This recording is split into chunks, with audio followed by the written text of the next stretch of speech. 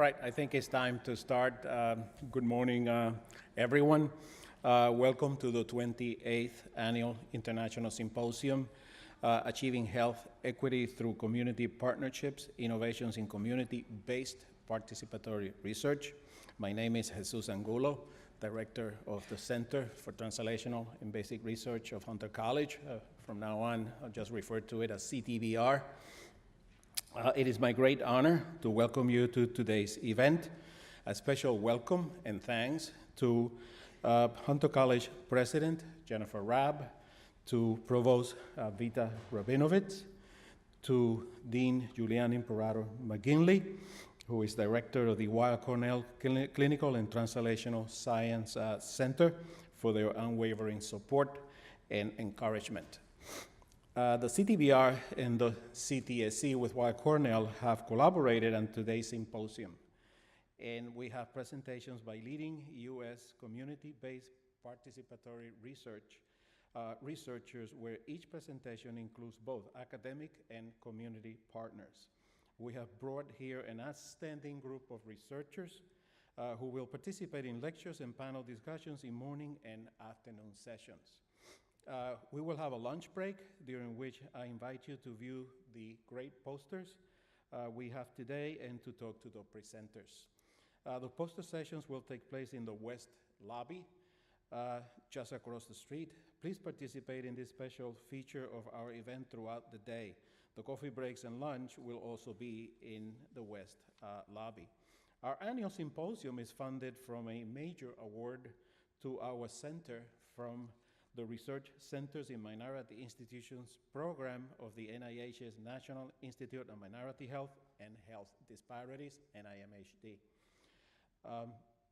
With this award, we develop and strengthen our research infrastructure by expanding our human and physical resources for conducting basic clinical and translational research. I would like to take this opportunity to thank Dr. Yvonne Maddox, the acting director of NIMHD, Dr. Sheila McClure, the director of the NIH's RCMI program, and Dr. Wasserman, Joan Wasserman, who will be joining us later this morning, of the NIH, who's the NIH's Health Scientist Administrator of our program at NIMHD, for their vision, leadership, and support, which make today's event possible. The symposium is co-sponsored by the Clinical and Translational Science Center at Weill Cornell Medical College, which partners with our center and Memorial Sloan Kettering Cancer Center, the Hospital for Special Surgery, Hunter School of Nursing, the City University of New York's School of Public Health, and the Cornell University Cooperative Extension in New York City. Together, we're working to accelerate the process of translating laboratory discoveries into treatments for patients, to engage communities in clinical research efforts, and to train a new generation of clinical and translational researchers. This center at Weill Cornell is funded by a major award from the NIH's National Center for Advancing Translational Sciences. I would like to thank Dr. Christopher Austin, the director of NCATS, and Dr. Julian Imperator McGinley, the director of the CTSC at Weill Cornell, for their valuable partnership in our shared research enterprise. I would like to thank the organizing committee, who has worked tirelessly on putting together this wonderful event today. I would like to thank also the Associate Program Director of the CTBR, Dr. Rodrigo Valles, who cannot be here today because he's at NIMHD reviewing grants at the present time, and also special thanks to Denise Charles, who has put in a lot of work, I think the most work in putting this together for us. I thank you all for coming. It looks to be a very promising day. Please join me in welcoming the Provost of Hunter College, Provost Vita Rabinovitz.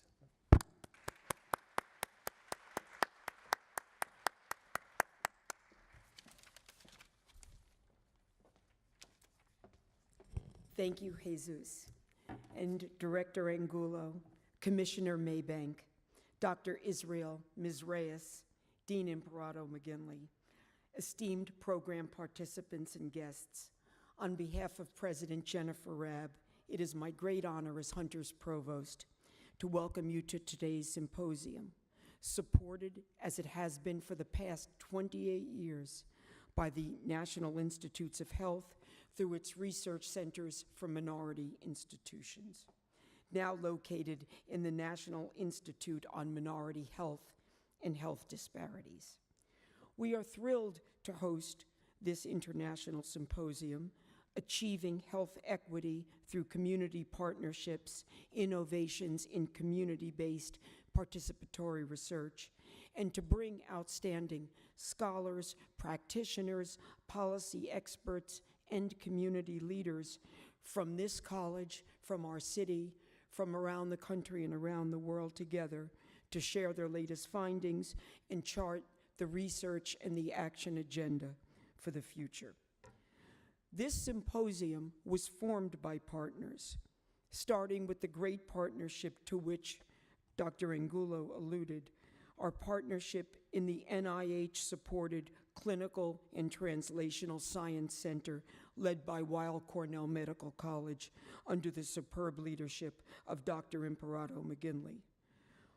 When Weill Cornell prepared to apply for their major translational grant in 2007, they sought out Hunter College's outstanding School of Nursing and welcomed participation also of its interdisciplinary Gene Center, now the Center for Translational and Basic Research, or CTBR. Since 2007, we have formed a mutually supportive and mutually beneficial relationship among the following institutions. Besides Hunter and, of course, Weill Cornell, Memorial Sloan Kettering, the Hospital for Special Surgery, and Cornell University Cooperative Extension. Among those institutions, new academic programs, new research collaborations, and co-location have occurred. Just last month, Hunter scientists moved into the brand new research building, the Belfer Research Building, built by Weill Cornell Medical Center. And now Hunter scientists are working side by side with some of the world's best scientists in select areas. It's very exciting. So our collaboration is not in any sense ink on a page, nor is it merely transactional. It's a genuine partnership with shared goals that seek to yield wide benefits. It's a partnership that NIH has called a model partnership among translational grants nationwide. Meanwhile, our own CTBR continues to expand within Hunter College. Beyond nursing and the Gene Center, the CTBR has now welcomed public health and other relevant units to join in, expanding opportunity along the way. Today you are here to talk about another special group of partnerships that are key to the success of health initiatives everywhere, and particularly to the goal of health equity. Community-based participatory research enables key stakeholders in a community and those directly affected by a condition to be full and active participants in every phase of the research, and to improve the research project crucially, to improve the applicability of research results to benefit communities. Today you're going to hear talks from those who have built successful partnerships that have stood the test of time, and panel discussions that feature scientists, practitioners, advocates, and community members focusing together on the same problems and issues. President Rabb and I are grateful for hosting this symposium and bringing you here. I want to thank particularly, there are entirely too many people to thank, but I do want to cite Dr. Elizabeth Capizzuti of Hunter College, our symposium chair, the symposium planning committee, Dr. Manny Carey from Weill Cornell, Dr. Carla Booten Foster from Weill Cornell, Dr. Dan Herman from Hunter College, Dean Gail McCain from Hunter College, Dr. Anita Nierenberg, Dr. Rodrigo Valles from Hunter College, and program organizers Shirley Yang and Denise Charles. I want to thank my own partner in the Provost's office, Associate Provost for Research, Mark Hauber, and of course, CTBR Program Directors, Jesus Angulo, and our closest partner since 2007, Julianne Imperato McGinley. But I especially want to thank the National Institutes of Health and its program in Research Centers for Minority Institutions, because they have together buoyed the research infrastructure of Hunter College, supported Hunter scientists, and helped train the next generation of scientists and health practitioners for more than 30 years. So thank you all. Enjoy the conference.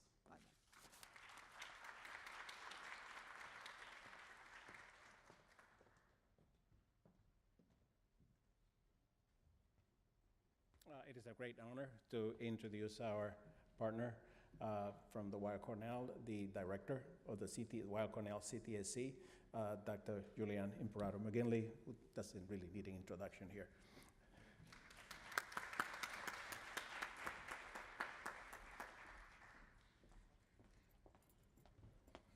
I think much of what I have to say has already been said very eloquently by Vida, but I wish to thank the organizing committee and Jesus Angulo for the invitation to address you this morning.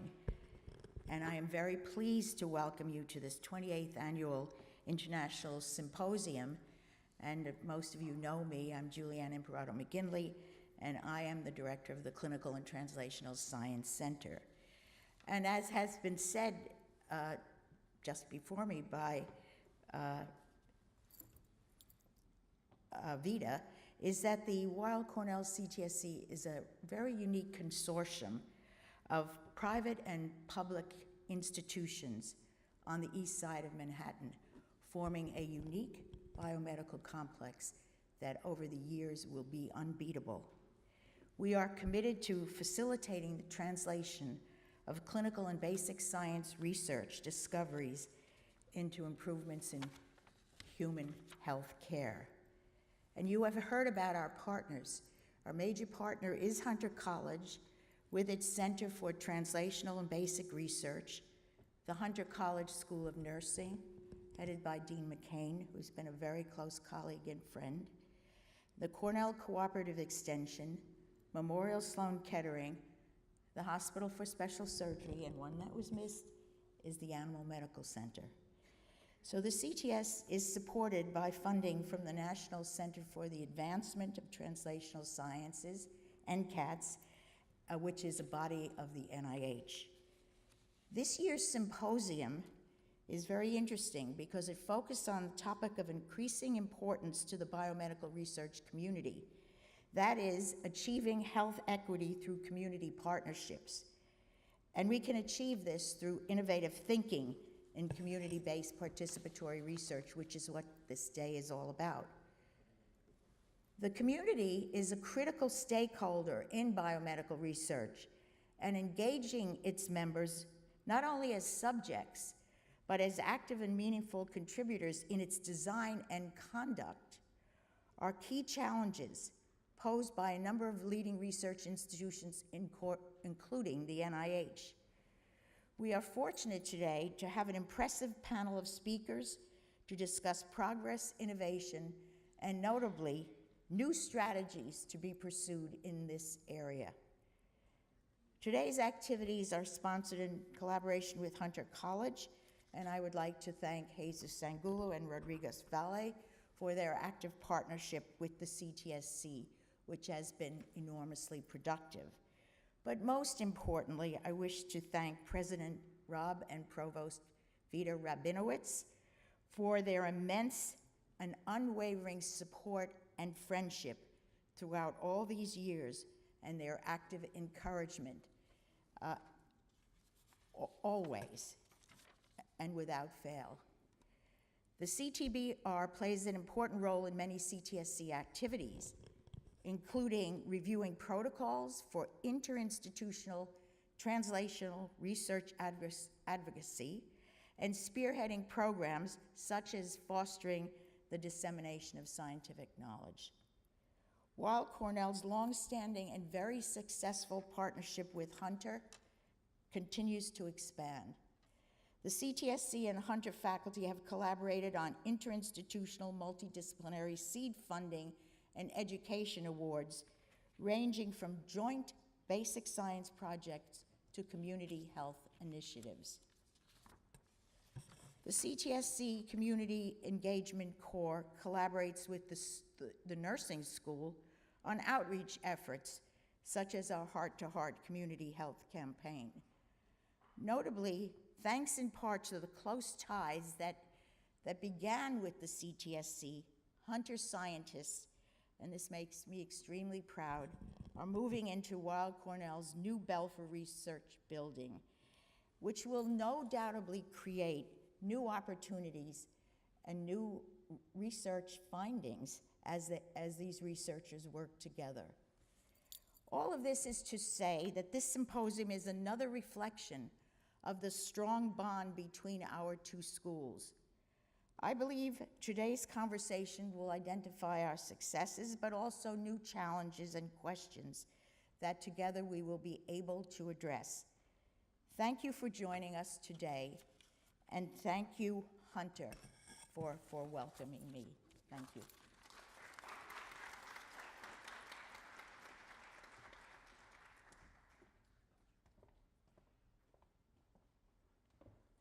All right, I will turn it over to Dr. Lynn Capizzuti, professor at the Hunter College School of Nursing, and she will be your moderator for the morning session. Thank you.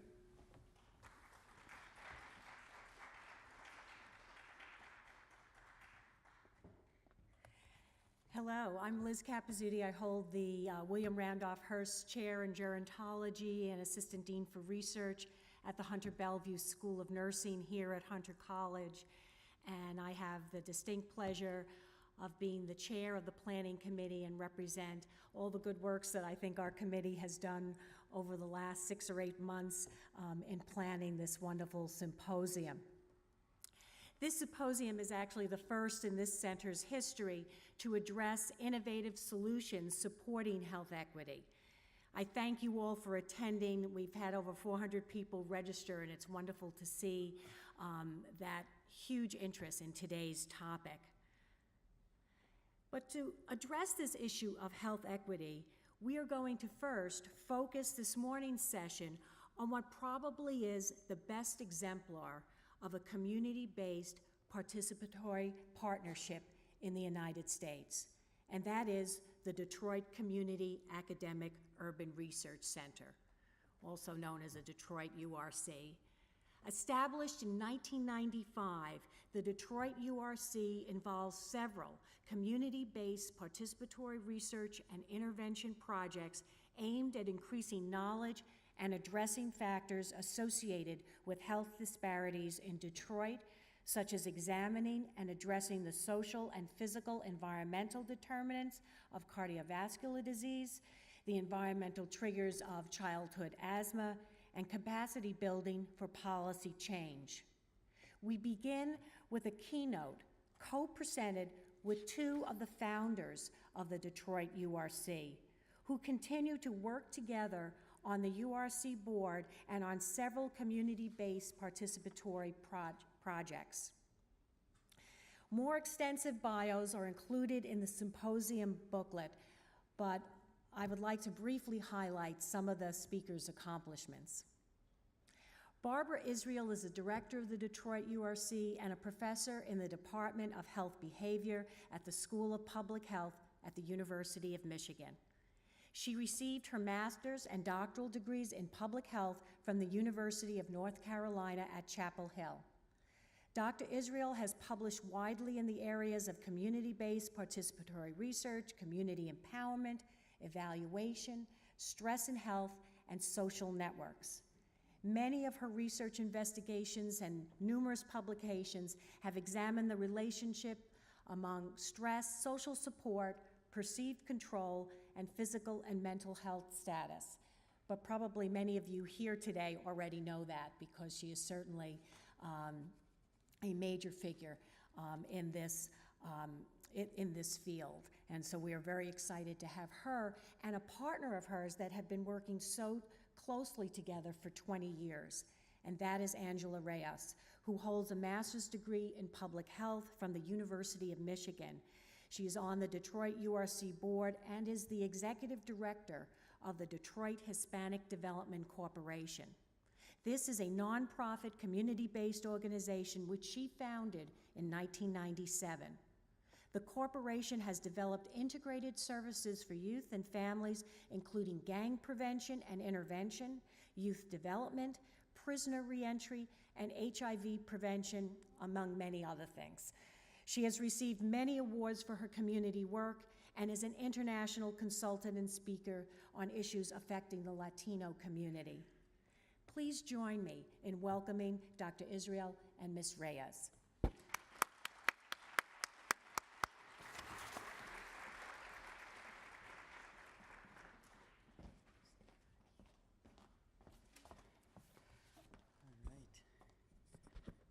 Thank you so much. Thank you to I'm Barbara Israel, by the way. And Angie Reyes.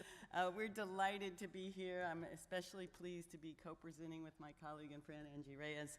And I want to start by thanking the organizers, all the speakers you just heard from. It's just delightful to be here and to share with you some of our experiences and hope through the day to learn more about your experiences doing this work as well. So I want to start by acknowledging some of our funders as well. The National Institute of Minority Health and Health Disparities has also been a core funder of ours, the W.K. Kellogg Foundation. I want to acknowledge my other colleagues with the Detroit Urban Research Center, as well as the Healthy Environments Partnership, and particularly Dr. Amy Schultz, who's a principal investigator of that partnership. Our purpose today is to provide a brief overview of the Detroit Community Academic Urban Research Center, but we'll say Detroit URC from now on so we get through the talk. And talk a little bit about some core principles of CBPR, some of our core accomplishments, what our goals and the mission have been about. But then want to highlight an example of one of our CBPR partnerships, the Healthy Environments Partnership, or HEP. To give you an example of how we've tried to engage a multi-level intervention, both basic research and intervention and policy work to bring about change to address health inequities in the city of Detroit. I'm also especially pleased to be joined later for a more in-depth panel with colleagues Barb Brush and Zachary Rowe, who will be introduced later. So let me just start by saying a little bit. I know many of you here do community-based participatory research or collaborative research, but we often get asked, well, why would you use CBPR? What's the rationale? So I want to start with just some, again, what I think will be very familiar for people here, but about the rationale for using a CBPR approach.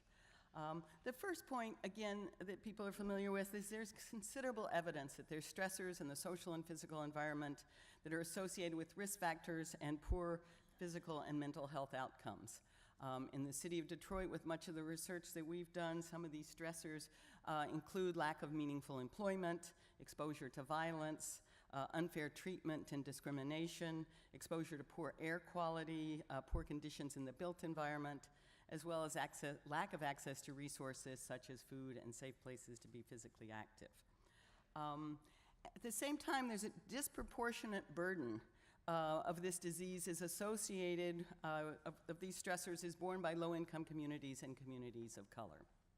But importantly, there also within those same communities exist an extensive set of skills, strengths, resources that exist among community members to address stressors and to promote health and well-being. Historically, research has rarely directly benefited and has sometimes actually harmed the communities involved. Certainly the Tuskegee study is the one most known. Those communities that are most impacted by health inequities are least likely to be involved in the research process, to have an opportunity to be involved in the research process, which has understandably resulted in a distrust of and reluctance to participate in research. From an intervention standpoint, so it's not just from a research standpoint, but from an intervention standpoint, public health interventions have often not been as effective as they could be. Some of those reasons include they're often not tailored to the concerns and cultures of the participants. Rarely are participants included in all aspects of intervention design, implementation, evaluation, and often they focus only on individual behavior change and less attention to broader social and structural factors, such as I was talking about before, some of those stressors that are determinants of health and well-being. There have been increasing calls for more comprehensive and participatory approaches to research and practice to understand and address these health disparities, these health inequities. And fortunately, certainly from my standpoint, there's been increasing interest in and support for such partnership approaches in terms of funding and publication opportunities to support and encourage this work. Community-based participatory research is one such partnership approach. I think one of the things that's really important here, CBPR, again, I'll use CBPR or else we'll be here all day. CBPR is not new. Community approaches to research and engagement in research have been around for decades, starting in at least in the 40s. Kurt Lewin started by referring to action research. There's a whole body of literature on participatory research, participatory action research that occurred in Africa and Latin America in the 60s. So I think CBPR is sort of the most recent iteration, if you will, in language, and so I always want to acknowledge those that came before us in doing this work. So I'd like to go over what the Detroit URC's definition of community-based participatory research is, because there are sometimes some differences in that definition. So for us, CBPR really refers to and acknowledges that the fundamental characteristics is that it really emphasizes that community members or non-academic researchers really have not only participate in, but have influence, power, and control over the research throughout the entire process, creating knowledge and change in their own communities. It many times has been referred to as community-based research, but we began to differentiate between community-based research, which is research that takes place in a community, and community-based participatory research, which involves the community in the decision-making, not just in the research, but in the actual decision-making of the research as well.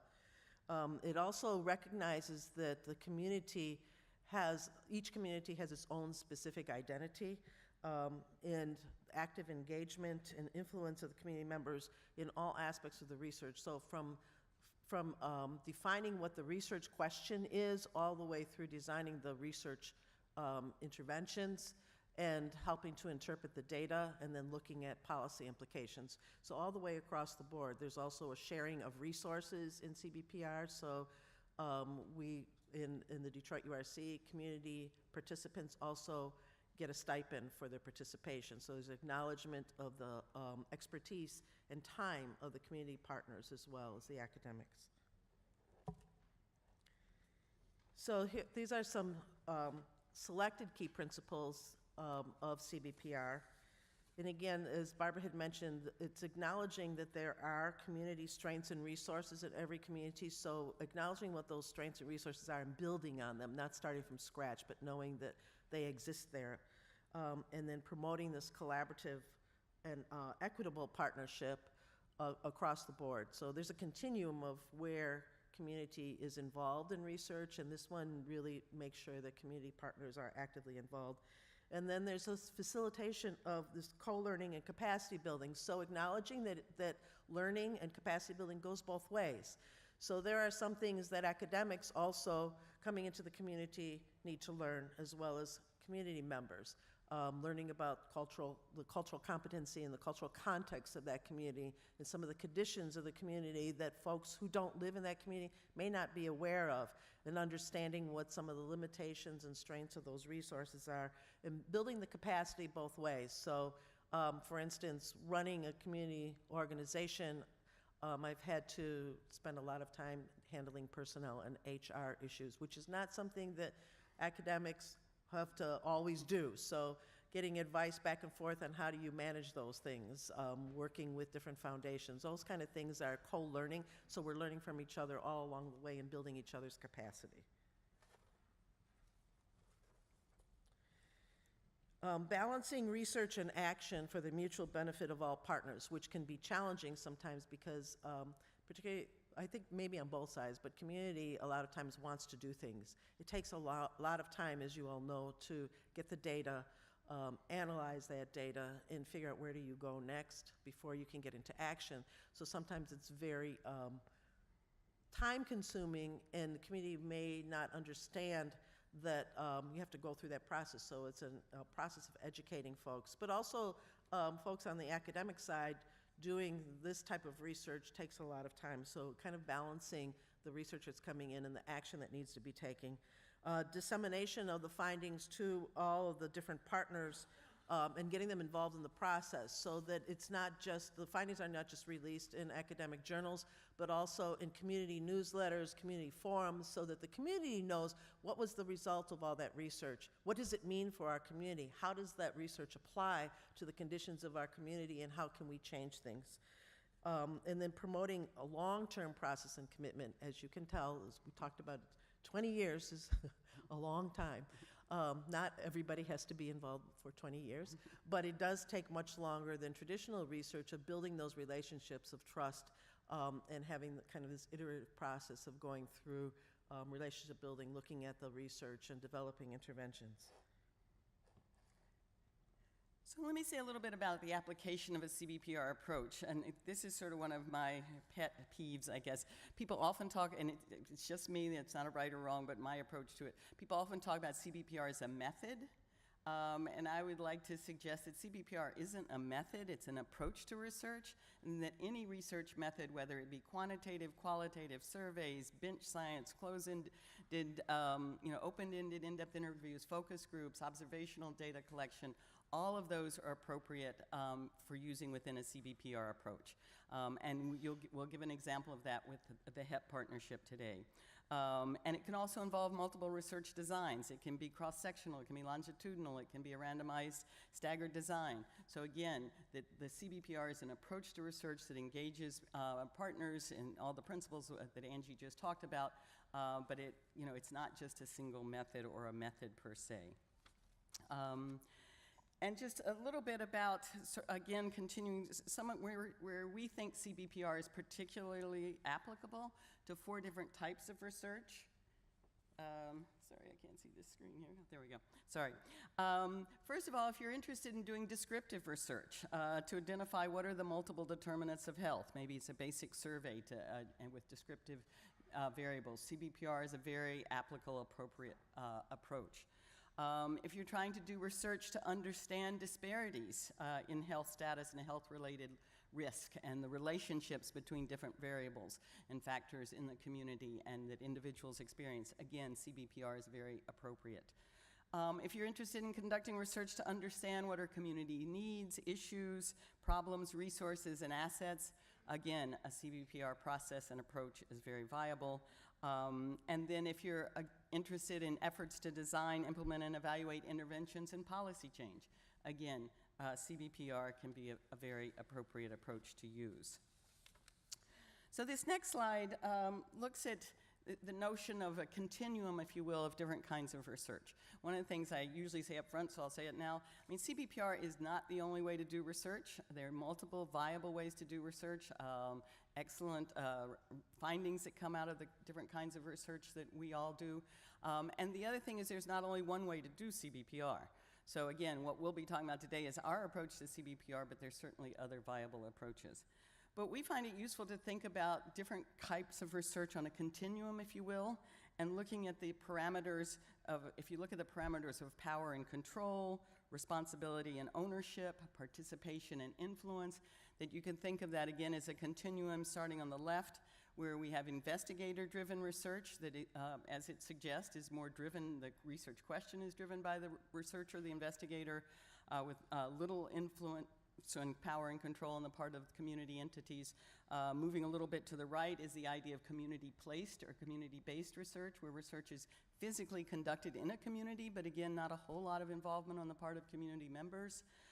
Moving further to the right, community engaged research, where you're starting to get community involvement, but still not quite the level of equity and power sharing that we would talk about with community-based participatory research as we've been defining today. And then moving to the further right, community-driven research, where there's often community-based organizations, community entities that do research without any academic involvement at all, or maybe very little academic involvement, that it is very much driven by the community itself. So I'd like to give you a little bit of a perspective of what it's like to sit in my seat in the community, running a community-based organization in predominantly a Latino community in the city of Detroit. And probably my experience is very similar to any other community organization in the city of Detroit. I frequently get emails and phone calls, sometimes several times a week, from a researcher from any institution, could be multiple institutions within any given week, asking for access to our population. We'd like to do a focus group. Can you help me recruit participants in this research study? We'd like to come in and interview your staff. Can you help us to find people who are willing to participate in such and such a study? And it happens multiple times within our community, which becomes very difficult, number one, to manage, because there are a number of requests for people coming in. We don't always know what the research intent is. We frequently don't know what happens to that research. The community gets overtaxed and stressed because there are so many people coming in asking to run focus groups. So, and it takes a tremendous amount of resources actually away from my organization because of the tremendous amount of time and effort it would take to be recruiting participants, particularly if they're divided by, we want this particular age group, we want first generation Mexicans, but not Mexican Americans and not Puerto Ricans, and mothers who have 2 children who are between the ages of 20 and 35. So trying to figure all of those things out takes a lot of time. And actually, time is probably our most valuable resource in community organizations. So it actually ends up hurting our organization to be involved in so much research. And we don't really have a say in what that research is. It may not be something that we're interested in at all. And then many times, not only don't we know what happens to that research, the research findings may then be used to help a different community after we've invested so much into it. So it's taking away from the community, and it builds up not just distrust, but feelings of animosity towards universities. And so we become gatekeepers for researchers. And as we talk about later on with the history of the URC, many of us came around the table because if we knew since we knew the university was going to be in our community and they weren't going away, our role there was to protect the community from the university because we've had such a history of distrust. It also requires researchers to sometimes have a paradigm shift and think about community members a little bit differently, because many times people come into a community seeing problems. So there is a problem and an issue in your community. There's a lot of poor people who are uneducated and have a lot of issues. They don't often see the highly skilled, educated, resourceful people who are in our community who have resources and knowledge that could actually help their research. So it requires a paradigm shift, particularly of power and control over that research, that many people are not prepared to address. So over the years of working with the URC, I've gotten really spoiled in what my expectations are of academic researchers coming into my community. So from now on, what happens, and I've had to train my staff, is because sometimes people will approach my staff rather than me, is that I refer them to the URC's website with the CBPR principles. So I ask them first to go there and read the principles. And if they're willing to abide by those principles, then come back and talk to me. And many times they don't come back. So that's my way of screening folks out. So as I mentioned, with the URC starting in 1995, so 20 years ago, was started by funding from CDC as one of 3 urban research centers in the country. One was here in New York, and the other one was in Seattle, and the third one was in Detroit. And it actually started by a very non-CBPR approach, from what I was told, is that the university, it was a very short time frame, so the university wrote the proposal, Barbara and some other folks there, and then nobody expected it to get funding. Some of the folks at the Detroit Health Department actually threw the proposal away because they didn't think it would get funded, and when it did, then we had to reprint the proposal, and they came back to us and said, hey, this grant got funded. There were already some partnerships in the city of Detroit, but nothing that really was CBPR. So it was a process of going back to where those beginning relationships were and really getting the buy-in of community partners. And as I said, many of us said, well, okay, these people are not going away. We tried to scare them off. They didn't scare. So if they're going to be around, then we're going to have to be at the table to make sure they don't muck things up around in the community. So as a process, we developed over the past 20 years several goals for the URC. The first is to foster and sustain this CBBR partnership in Detroit, specifically promoting health equity. The second was to enhance the capacity of partners to conduct and promote this CBPR approach. So not only are we conducting CBPR, but enhancing the capacity of not only our partners, but other entities, other researchers, and community partners in the community to conduct CBPR. And also enhancing their capacity to engage in policy advocacy that promotes health equity using the research findings, and then translating those research findings into promoting policy change. So currently, we have representatives on the Detroit URC board from 8 different community-based organizations. The Institution for Population Health, which is also kind of taken over from our local health department in the city, an integrated healthcare system, and then several units from the University of Michigan. And originally, we worked predominantly on the east side of Detroit, which is predominantly African-American, low-income, and the southwest side, which is predominantly Latino, and have lately, past few years, expanded to the northwest side of Detroit, which is also predominantly African-American, a little bit higher socioeconomic status than the lower east side. Some of our accomplishments over the years, and this is not all of them because we don't like to brag a lot, but we have to brag some, is that we've had over 10 different partnerships that have developed under the URC umbrella over the past 20 years, and we've implemented over 30 research projects. And we've successfully competed for over $40 million in federal, state, and foundation funding, so nothing to sneeze at, right?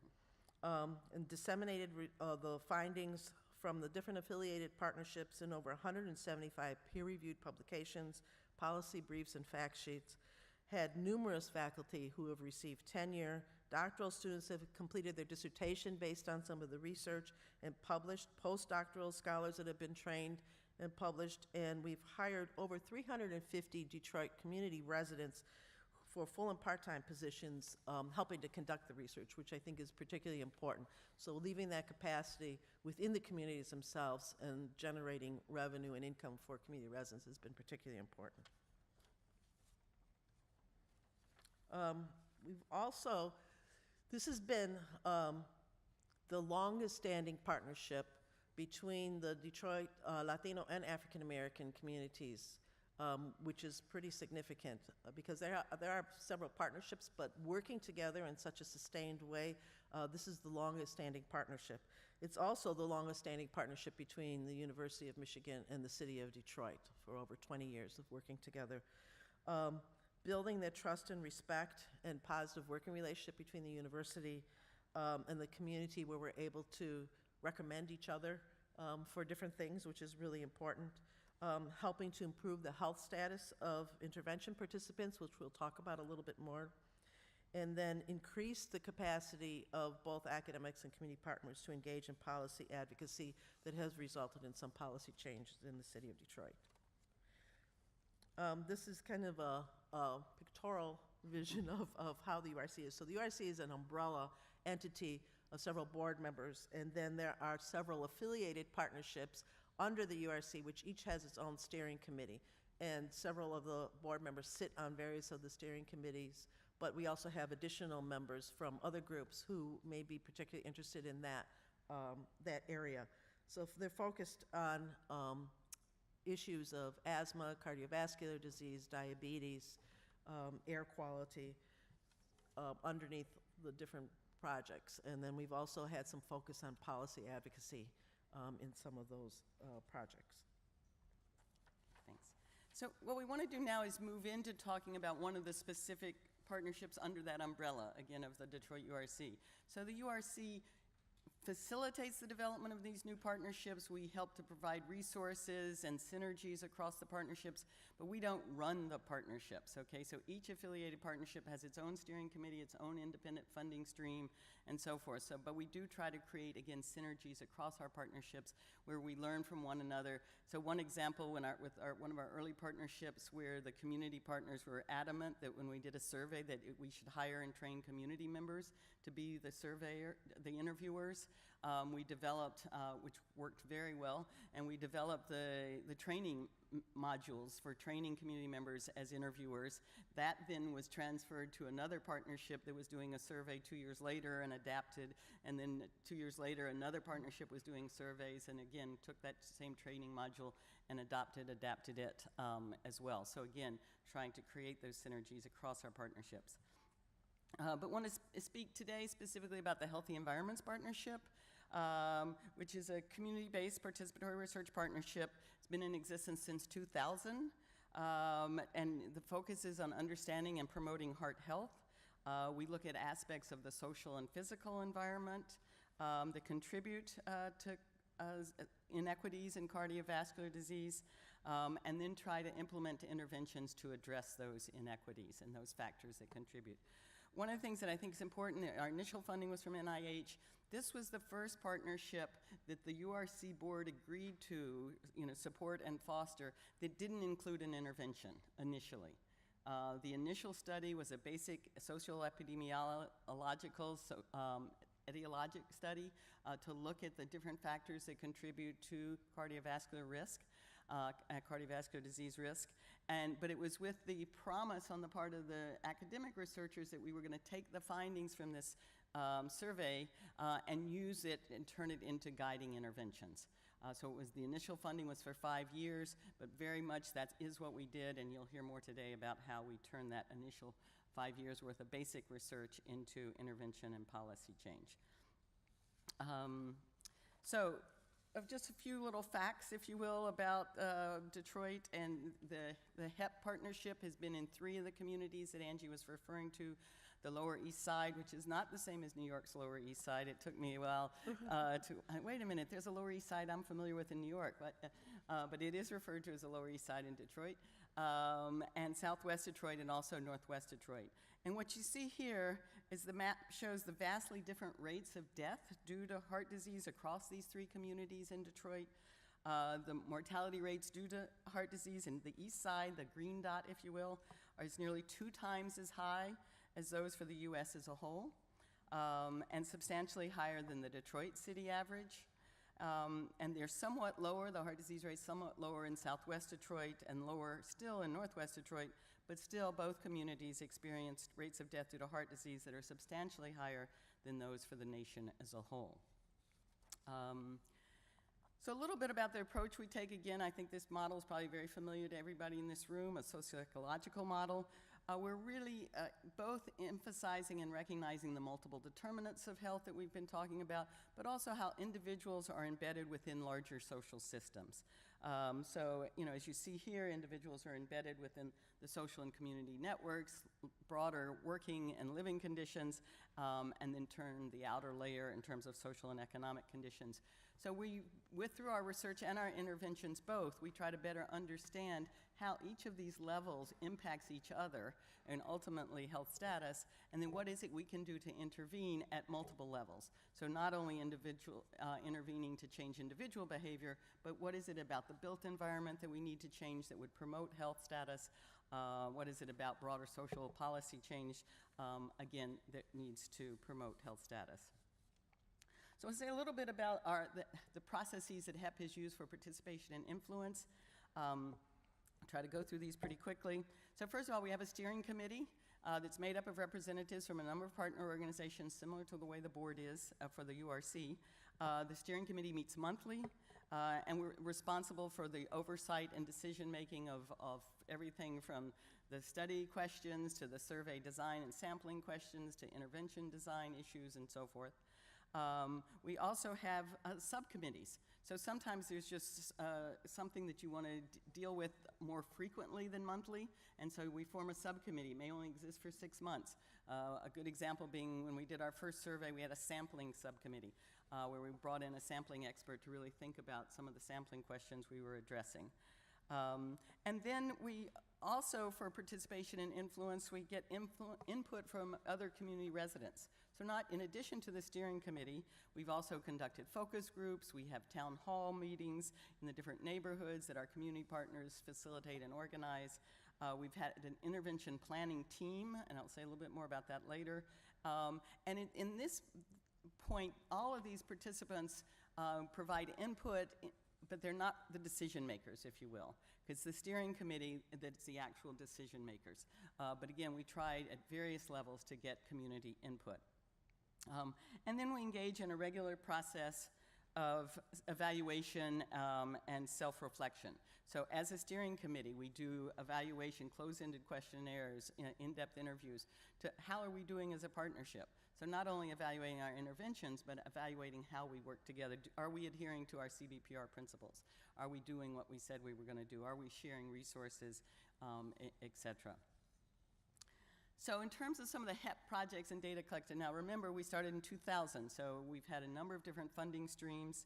The first one here, the social and physical environments and cardiovascular health and equities, was that 5-year basic etiologic study that I mentioned that was looking at social and physical environments.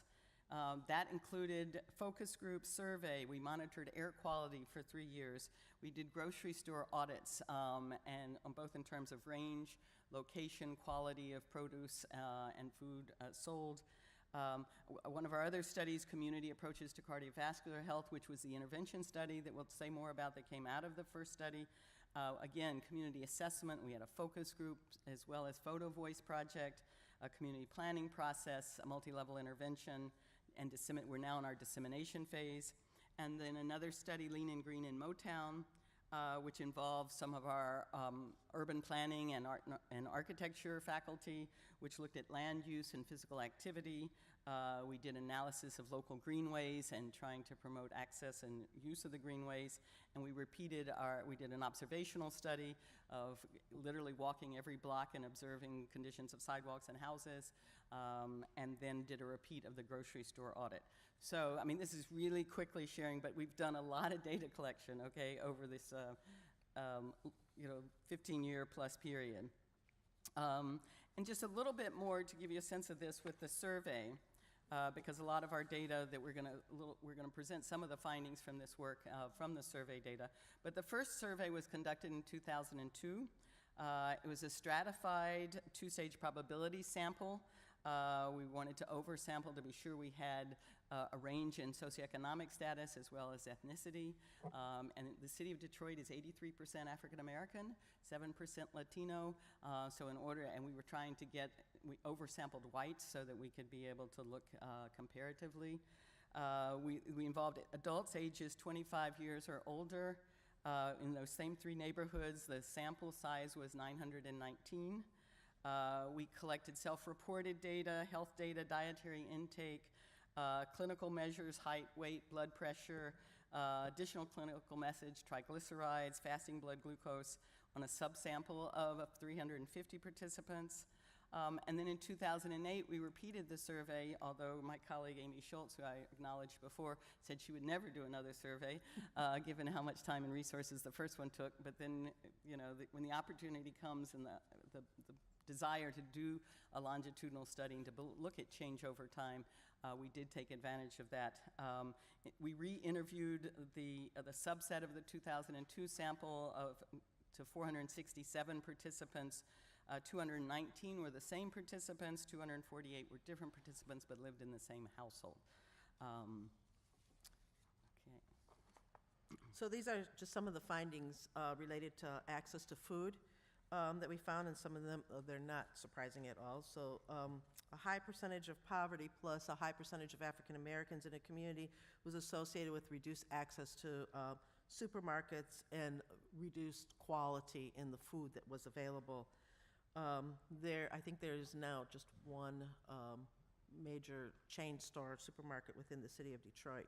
So we have a lot of food deserts, particularly in the African American community.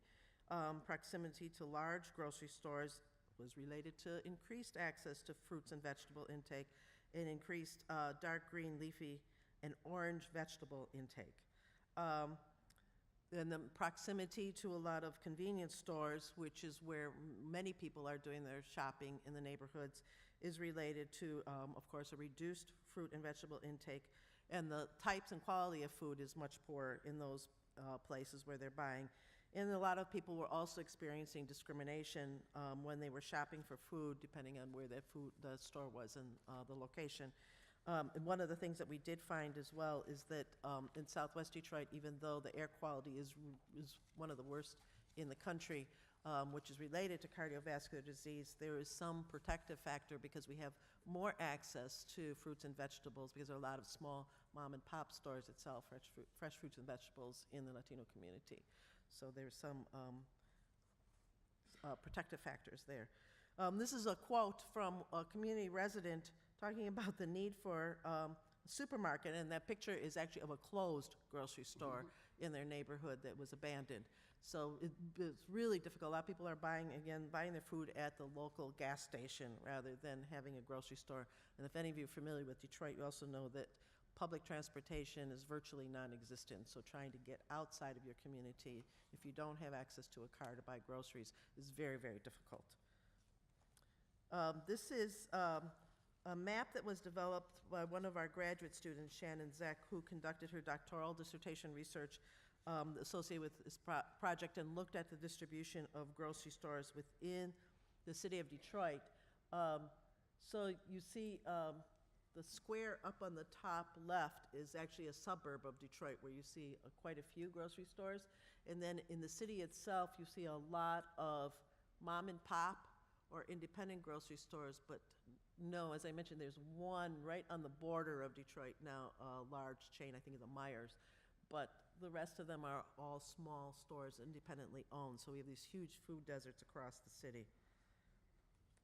And then the food is usually much higher cost as well as lower quality there. This is another example of one of the quotes in the community. So we have a lot of fast food stores as well too, places where you can get McDonald's hamburger for $1, but you can't buy a banana or an orange in the community. So it's much easier to go to fast food places. And then this was also part of the research that mapped out liquor store locations in the city of Detroit. And compare these to the grocery stores that are available, and you see extremely high concentrations within the 3 neighborhoods that we were working in, much higher than grocery stores, and compared to the suburb up in the northwest side.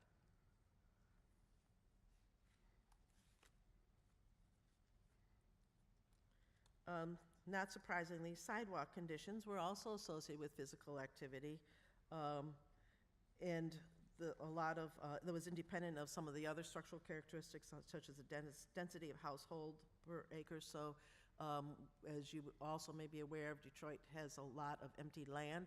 So there's empty spaces. Some of it is green, some of it is not. But being able to walk on sidewalks that are not falling apart, whether or not there's a police presence, there's been issues with a lot of stray dogs sometimes in the neighborhoods that make it very difficult for people to walk. Traffic, whether there's high traffic or low traffic, is also associated with pedestrian use. And then there's some development of greenways in the city of Detroit where there has actually been an increase of walking within those areas. But a lot of challenges for community residents in walking in places where the built environment is challenged. So Angie's been talking about some of our results around food issues and physical activity issues. I just want to spend a little bit of time talking about some of the results around air quality, because this is another a piece of what we've been doing. And actually, this is also a good example of the synergies I was talking about earlier across our partnerships. So our Community Action Against Asthma partnership that's focused on environmental triggers of childhood asthma that we're not going to be elaborating upon today. But that was the study where our environmental health science colleagues did air quality monitoring, and that monitoring was going on at the same time period that the HEP partnership was doing their survey data of the social environment. So we were able, through HEP, to get access to CAA's air quality monitoring data to then test the association, look at the association between air quality and heart disease. And again, the expense, if any of you are here, are environmental health scientists, the expense of creating and collecting that data and setting up monitoring stations and buying equipment and so forth, it was just huge to be able to create that kind of synergy across 2 studies and 2 partnerships. So the first thing is that, again, particulate matter 2.5, we found associated with change in blood pressure. For folks that may not be familiar, particulate matter, the 2.5 are the really fine, small particles that go into the lungs and can have an impact on health. This was exacerbated for residents who live nearest the point sources of pollution, also for residents who are obese and associated with some stressors. But these were not substantially influenced by antioxidant dietary intakes, which there's been some other evidence that that is the case. Neighborhood poverty we found to be associated with cumulative biological risk, and this was mediated through observed and perceived neighborhood environment characteristics. And again, there's references here, these are just some of the examples of some of the findings and published literature that we've been able to do. So what do we do with all this data? Okay, one might be saying, and that's what we want to talk about next. We engaged in a planning process. We were very fortunate. I heard all the acknowledgments to NIMHD for your work. We have similar acknowledgments. They have had a phasing of funding streams where there was a 3-year planning process that you could apply for, a 5-year intervention grant, and then a 3-year dissemination grant. And the Healthy Environments Partnership has been fortunate to get all 3 of those grants. And so, as I said before, we're in dissemination phase, but this was the early planning phase where we had 3 years to take the data. So our phase 1 was the community assessment, where we took all the survey data, the focus group data, the photo voice data, and so forth. And then we used that to inform a community planning process, where we had town hall meetings, where we had this broader intervention planning team, which about tripled the size of our steering committee, but of active community leaders interested in issues around air quality, food access, and physical activity, and went through, again, over a multi-year process, developing our priorities, thinking about looking at the evidence base for interventions and narrowing in on different intervention possibilities, and then actually did a pilot intervention, which led us into our phase 3, which is the multi-level intervention and evaluation, and which we want to spend a little bit of time talking about now. So this is the multi-level intervention is Catch Path, Pathways to Heart Health. And again, it's a multi-level intervention, so it's about promoting walking through what we call Walk Your Heart to Health, and we're going to elaborate on that a bit. It's promoting community leadership and sustainability, so not just at the individual level, but how can you promote organizational change and organizational capacity to support walking and physical activity, and then promoting activity-friendly neighborhoods through promoting the use of greenways, changing the built environment, local policies for more activity-friendly neighborhoods. So Walk Your Heart to Health. Our walking group aims have been to promote heart health through walking, and we have provided opportunities for other heart-healthy activities, such as food access as part of the walking groups. We offer social support for heart-healthy walking. One of the things that's been really important theoretically that has driven our model of walking groups is the emphasis on social support and the emphasis on social cohesion. So we've developed these groups in a way, it's not, yes, it's about individual behavior change, but it's recognizing that individuals are more likely to change their behavior if they're embedded within social systems where there's cohesion and social support. And so the facilitators who are community members of these walking groups were trained extensively in how to facilitate in a way that emphasizes social support and social cohesion. Our evaluation, this was again during the 5-year implementation stage. We did a lot of pre- and post-test data collection.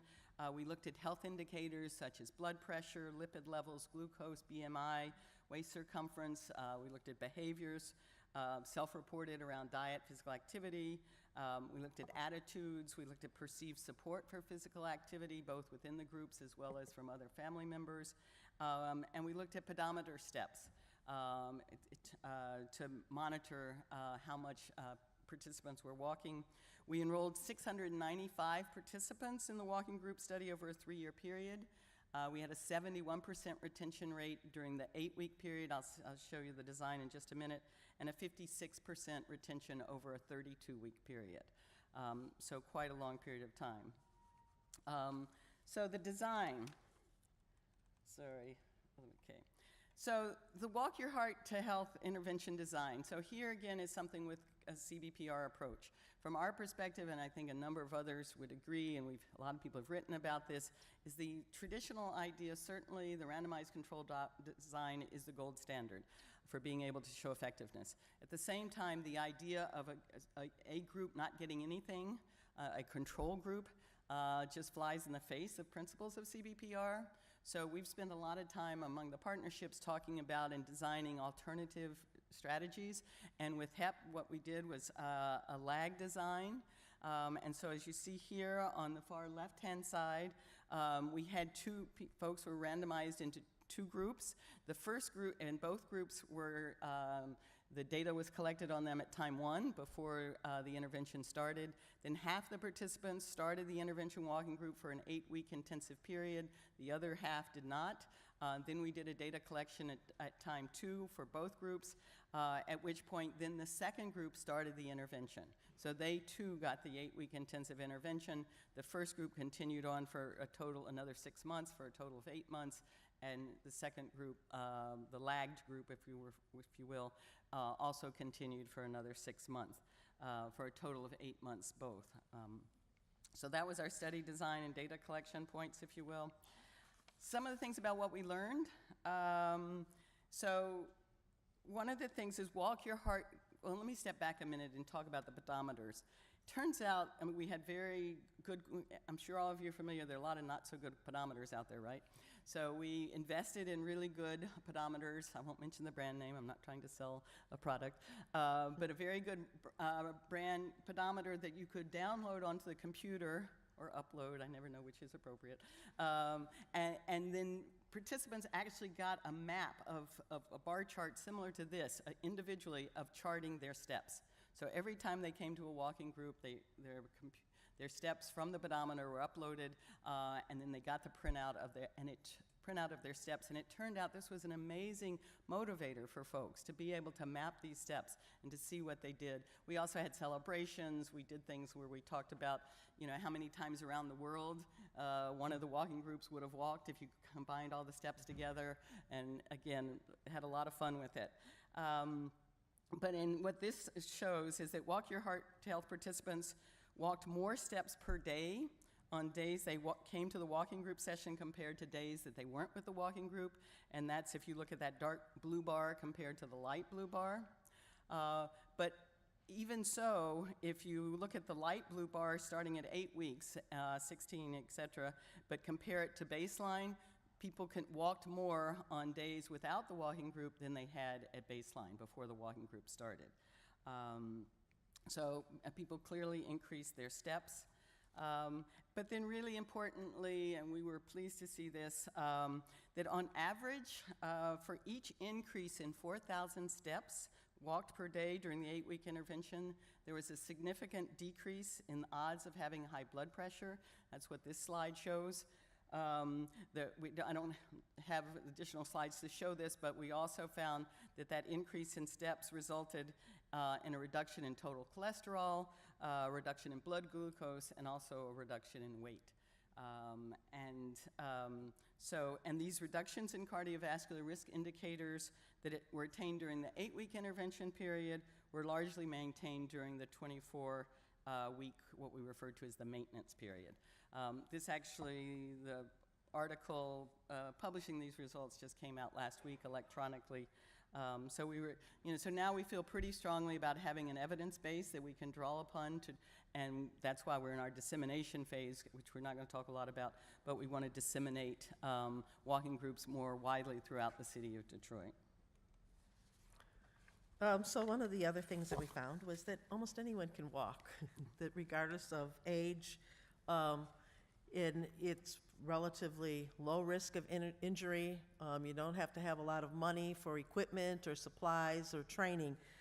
So it's pretty easy to walk. And having the walking groups really, this quote really shows how it really promoted the social support, how they felt like it was a family and then got their own family involved in kind of walking and diet and improving their overall health. So the social support, I think, was critically important in this whole project. And then also promoting environments so people could walk was a critical piece. So paying attention to what those environments were, a lot of times the walking group leaders would go and map out safe walking routes where people were able to walk. The program also provided some small grants for community groups that wanted to improve some areas that where people could walk as well. So this is part of the changing the social and physical environments is creating this network of community organizations that want to support walking groups where they're able to join this larger peer group and continue on past the intervention. The SWAG training, as we like to call it, where the supporting walking groups training, where people are trained first in order to apply for one of our mini grants. In order to form a walking group, they have to have at least one person go through this SWAG training so that they know how to run the walking group and support them. And then they're eligible for the capacity building mini grants where they get some money for whatever their supplies are, pedometers, t-shirts, water bottles, and also can pay a stipend to the person leading the walking group if they want.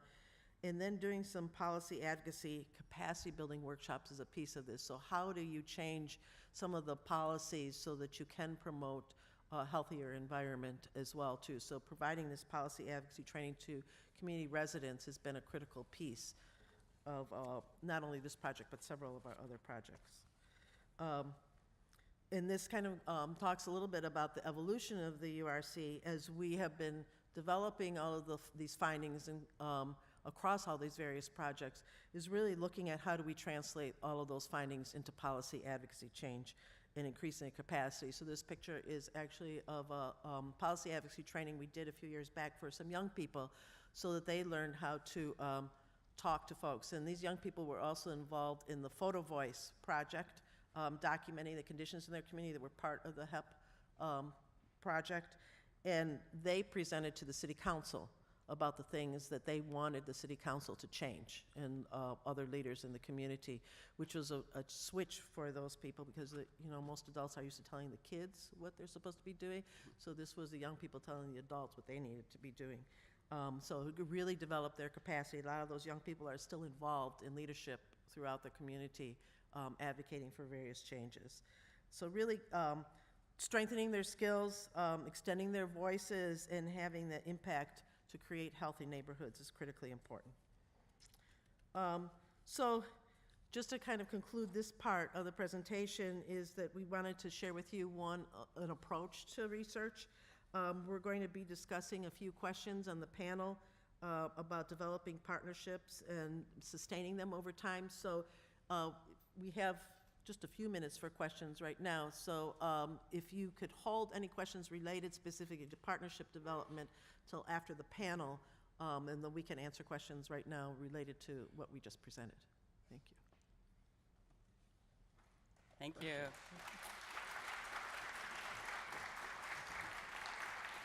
Thanks. I think we have about 2 minutes if there's any questions. I think we actually have 7 minutes. Oh, 7. We have, I just have to let you know, this is the first time ever we have finished 2 minutes early. But we took a lot of our slides about recommendations out and put them in the panel, so we sort of cheated. No, so that we'll cover those later. But so I'm delighted. According to my recollection of how this works, we have about 7 minutes in for questions. Okay, so please. Thank you so much for that inspiring presentation. This was just great. My name's Jennifer Tiffany. I'm from Cornell University. And I wanted to go back to what Angie was describing as the sort of persisting calls from researchers who want to recruit people from a particular community. And I wondered if both of you could comment on how to, transform those researchers from people who were interested in doing something like drive-by research, right?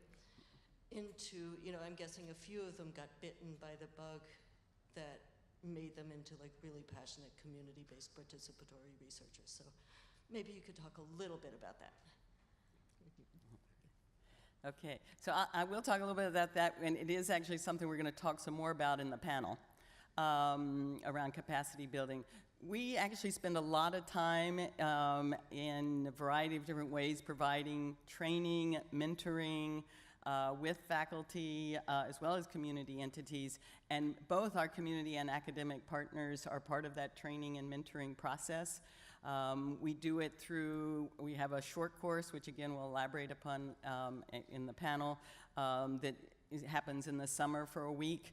We also go around and do things like this, but also workshops all day, workshops working with faculty. At Michigan itself, we have a mentorship set up, so it's not just a training per se, but rather we try to facilitate the development of new partnerships, and then we sit down with those partnerships. Just in the last month, for example, I've sat down with 2 new partnerships, and they were planning their first meeting.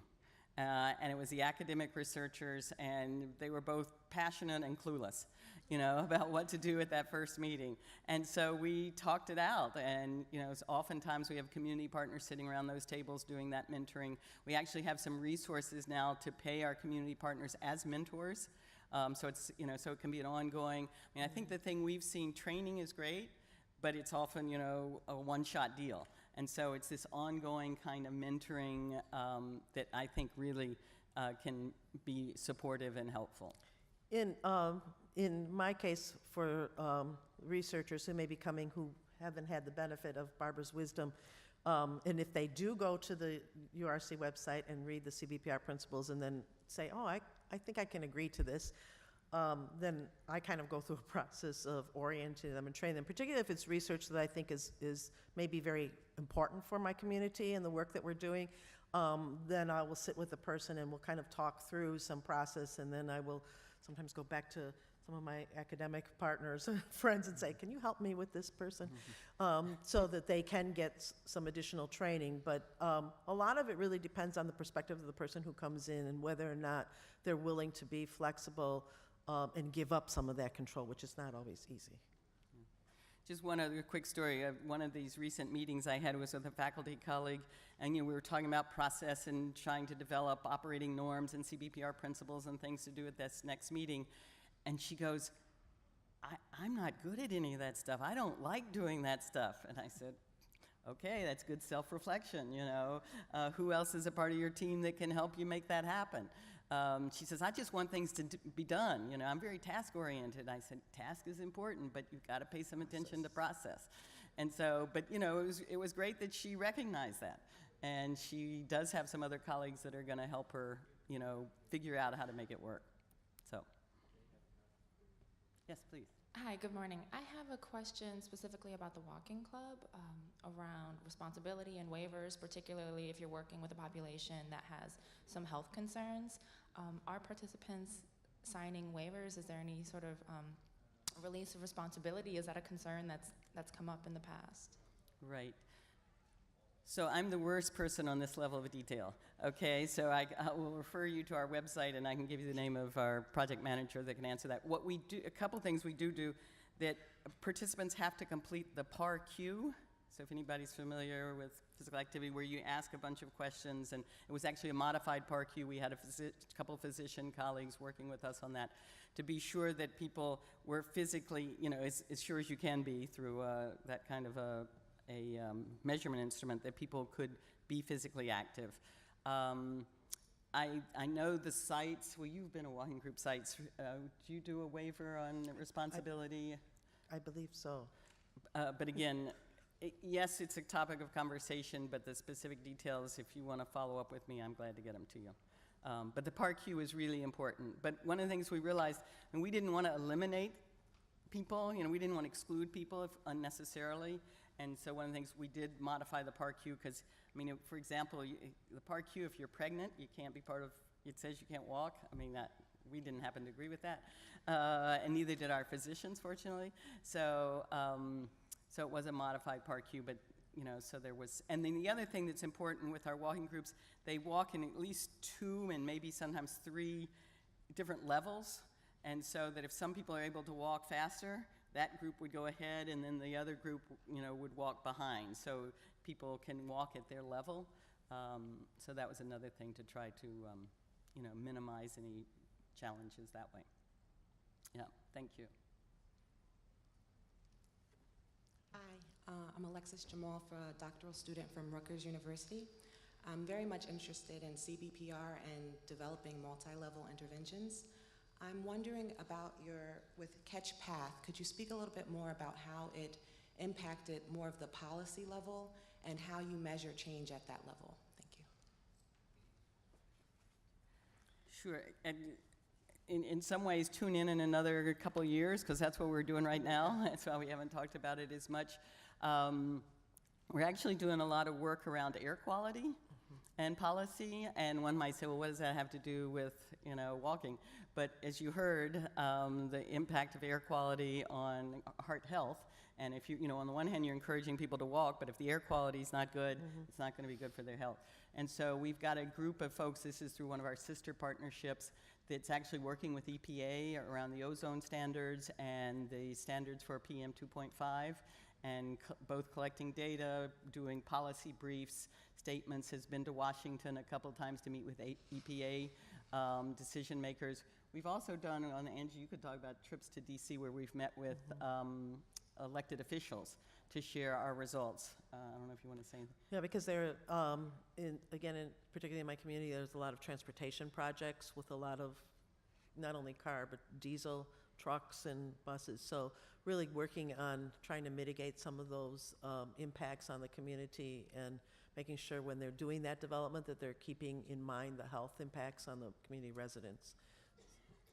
And just one example of that too, further up, follow through, is that, and Angie's been some of the ones testifying, one of the things we've found is really powerful is that to have one of our researchers present the findings, and then the community member present what it means in the community. And it's a powerful sort of presentation. First of all, for us, most of us that work at the University of Michigan don't live in Detroit, so we're not even constituents. So, we don't elect the officials, so we have sort of no credibility except of our, quote, our science credibility. Whereas Angie and her colleagues have incredible credibility, so it's a nice tag team. And we're able to then say this is not just something that we think is happening, we actually have the data and the science to prove that what we're saying has credibility as well too, so they can't ignore us when we come together. Yeah. Thank you. I think we have time we're over time. So two more quick questions. Good morning, my name is Eric Shropshire. I'm a CBPR researcher as well as I'm a doctoral student at Nova Southeastern University, and I work in public health. As far as community empowerment to influence behavior change, to increase physical activity, as far as your walking group program, I want to know what were your key did you use incentives in working with the community, or were there key influences like health champions or community activists to help you capture community to participate into the walking groups? It was both and. So that's one of the beauties of having CBPR partnerships is that we have organizations that are embedded in and trusted in the community. Some of them are faith-based organizations, other community-based organizations, and then the key individuals within those organizations that are able to recruit people as well too. So that really does make the difference in the outcomes in recruiting folks into the walking groups. And I would say, let me add to that just a couple points. The walking groups were facilitated by community health promoters, was the language you used, but community health workers. And so having people in and of the community, they were the champions. And those folks, I mean, it made a big difference who that community health promoter was to really get people engaged and bring other people in to join. So that was one of the real motivators, if you will. I referred to the pedometers before. I mean, I think the reason I'm so shocked is I really don't like pedometers. No, I don't like that daily monitoring of my behavior. So it tells you, don't quote me on that. But those were, again, an amazing, and the organizational context, as Angie said, being in a community, this wasn't held out of a government agency or the University of Michigan. These were held in faith-based organizations, in community-based organizations where people live and know their, and work and worship. And it just, I think that was, again, another one of the facilitating factors for the success of the walking groups. And, the incentives, the water bottles. I mean, groups really got into naming themselves. T-shirts. And T-shirts, creating their own logos, creating their own T-shirts.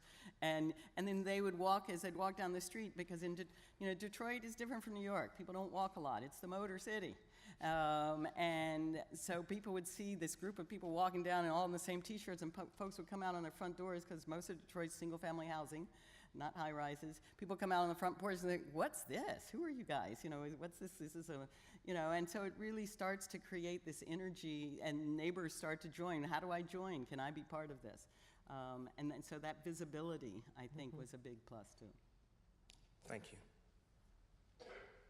Hi, I'm Jan Goldberg. I work for the Administration for Children's Services. And I'm interested if you have correlated any child welfare outcomes. I have two pieces. One is that with a reduction in hospitalization for kinship grandparents, that would probably mean prevention of foster care with that population. And then the second is that in keeping families together. So if you haven't already, I'd like to suggest that you look at your foster care outcomes and your reports of Child Protective Services in terms of this project. Right. Thank you very much. Thank you. I appreciate that. And it might also be something with our community action against asthma, which is working with families of children with asthma. It might be relevant as well. So thank you for that. And again, we'll have more time after the panel for additional questions. Okay. Thank you. Thank you. Thanks. Thanks. Thank you. Let me just-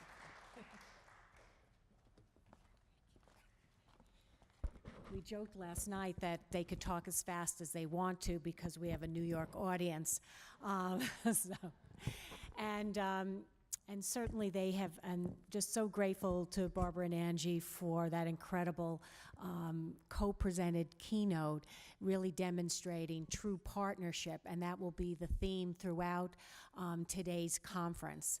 But also in the spirit of getting up and walking, we'd like to invite all of you now to stand up and walk across the street to our west lobby, where we'll have a coffee break, but please also take a look at the posters. They're up all day, but this is your first chance to take a look at them, so look forward to seeing you after the break. Thank you.